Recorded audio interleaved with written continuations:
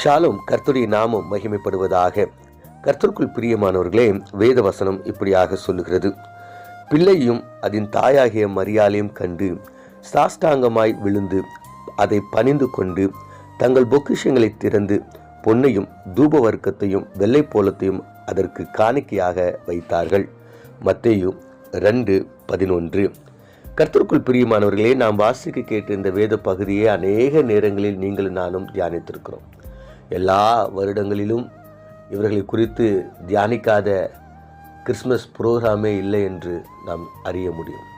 பிரியமானவர்களே, இயேசு பிறந்த அந்த டிசம்பர் மாதத்தில் அநேகர் இந்த காரியங்களை குறித்தும் இவர்களை குறித்தும் தியானிப்பது வழக்கம்.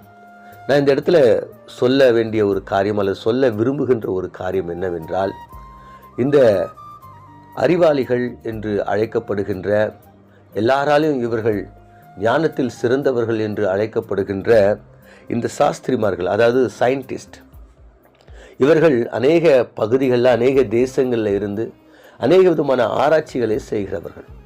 அதற்கான தடயங்களையும் அதற்கான காரியங்களையும் அவர்கள் எழுதி நட்சத்திரங்களை கணக்கெடுத்து ஒவ்வொரு நட்சத்திரம் எப்படிப்பட்டதாக இருக்கிறது, எந்த நிலையில் இருக்கிறது, அது எங்கே தோன்றிருக்கு, அதனுடைய ஆயுஸ் நாட்கள் என்ன, இப்படிப்பட்ட அநேக விதமான காரியங்களை அவர்கள் அறிந்திருக்கிறவர்கள்.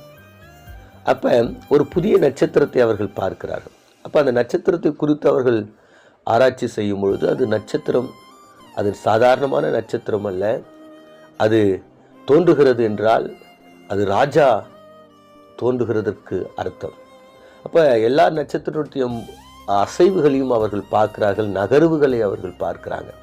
ஆனால் இந்த நட்சத்திரம் மாத்திரம் தோன்றி உடனே அந்த நட்சத்திரம் டைரெக்டாக எங்கே போகுதுன்னா இயேசு பிறந்த அந்த இடத்துக்கு. அப்போ அந்த டைரெக்ஷன் எல்லாத்தையும் பார்க்குறாங்க, அது தோன்றின காலங்களை பார்க்குறாங்க. இது என்ன ஆச்சரியம் அப்படின்னு சொல்லிட்டு அந்த நட்சத்திரத்தை காணும்படியாக அவர்கள் செல்லுகிறாங்க. அப்போ அவர்கள் அறிந்திருக்கிறாங்க, இந்த நட்சத்திரம் தோன்றியிருக்கிறது என்றால் இரட்சகர் தோன்றியிருக்கிறார், இந்த நட்சத்திரம் தோன்றியிருக்கிறது என்றால் ராஜா தோன்றியிருக்கிறார், இந்த நட்சத்திரம் தோன்றியிருக்கிறது என்றால் ஒரு உன்னதமானவர் வந்திருக்கிறார் என்று அர்த்தம் கொண்டு அவர்கள் அந்த நட்சத்திரத்தை பின்னோக்கி சென்று அந்த இடத்துல அவர்கள் நம்பின பிரகாரம் ஒரு இரட்சகரை கண்டார்கள், ஒரு ராஜாவை கண்டார்கள், ஒரு உன்னதமான தேவனை கண்டார்கள், ஒரு உயர்வான ஒரு தேவனை அவர்கள் கண்டார். தாழ்மையின் தேவனையும் நீதியின் தேவனை அவர்கள் குழந்தை வடிவில் அவர்கள் பார்த்தார்கள்.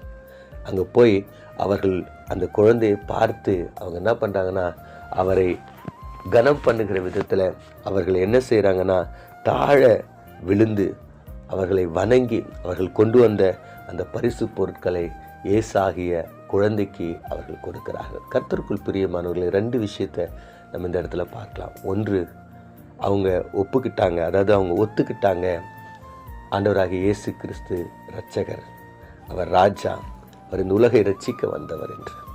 2வது, அந்த இரட்சகரையும் அந்த ராஜாவையும் அந்த உன்னதமானவரையும் உயர்ந்தவரையும் அவர்கள் கனப்படுத்தினார்கள். இன்று நீங்கள் அவரை ஏற்றுக்கிட்டீங்களா? இன்றைக்கி நீங்கள் அவர் உங்கள் வாழ்க்கையில் ராஜாவாக மாற்றிக்கிட்டீங்களா? இன்றைக்கி நீங்கள் அவரை உன்னதமானவன்னு ஒத்துக்கிட்டீங்களா? அவர் உங்கள் உள்ளத்திலே உங்கள் இல்லத்திலே நீங்கள் கொண்டு வந்துட்டீங்களா? அவருக்கு நீங்கள் மரியாதையும் கனத்தையும் செலுத்துறீங்க?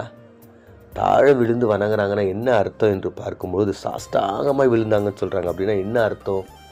அவரை அவர்கள் ஏற்றுக்கொண்டார்கள். யாரும் அந்த காலத்தில் சாஷ்டாங்கமாக விழுந்து வணங்க மாட்டாங்க, நமஸ்காரம் பண்ண மாட்டாங்க, அதிகாரிகளுக்கு ராஜாக்களுக்கே செய்வாங்க. இவர்கள் செய்கிறார்கள் என்றால் அவரை ராஜாவாக ஒப்புக்கொண்டாங்க. இன்றைக்கி நீங்கள் எப்படி இருக்கிறீங்க? கர்த்தருக்குள் பிரியமானவர்களே, நாமும் இந்த ராஜாவை ஏற்றுக்கொள்வோம், நம்முடைய உள்ளத்தில் ஏற்றுக்கொள்வோம், நம்முடைய இல்லத்தில் ஏற்றுக்கொள்வோம். இந்த கிறிஸ்துமஸை இதன் மூலமாய் சிறப்பாய் மாற்றுவோம். கண்களை மூடி நாம் ஜெபிப்போம். எங்களை அதிகமாய் நேசிக்கிற எங்கள் நல்ல தகப்பனே, நீர் வானத்திற்கும் பூமிக்கும் அதிகாரியாக இருக்கிறீர், நீர் உன்னதமானவராக இருக்கிறீர், நீர் ராஜாவாக இருக்கிறீர். ஆமாண்டவரே, நாங்கள் தியானித்த இந்த வேத வசனத்தின் பிரகாரம் நீர் ராஜாவாக இந்த உலகிற்கு வந்தீர் என்பதை நாங்கள் ஒத்துக்கொண்டு ஏற்றுக்கொண்டு எங்களுடைய இருதயத்தில் ஏற்று ஆண்டவரே, உம்மை சொந்த இரட்சகராக ஆண்டவரே நாங்கள் பின்தொடர எங்களுக்கு உதவி செய்யும்படியா ஆண்டவரே, இந்த கிறிஸ்துமஸ் ஆண்டவரே ஒரு உன்னதமான உயர்வான சிறப்பான மகிழ்ச்சியான மகிமையான கிறிஸ்துமஸாய் அமைய நீர் உதவி செய்யும்படியா இயேசு மூலம் ஜெபிக்கிறோம் நல்ல பிதாவே, ஆமீன்.